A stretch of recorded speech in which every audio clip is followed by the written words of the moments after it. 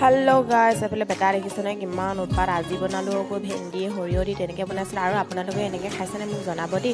খাই বাৰু বহুতেই টেষ্টি লাগে, খাবলৈ মানে ভাল লাগে আৰু এইফালে আমাৰ আজি ঘৰত পাতিবলৈ লৈছোঁ আই সকাম। আৰু এইফালে বস্তুবিলাক মানে চব অঁতৰাই দিয়া হ'ল আৰু সকামৰ বাবে।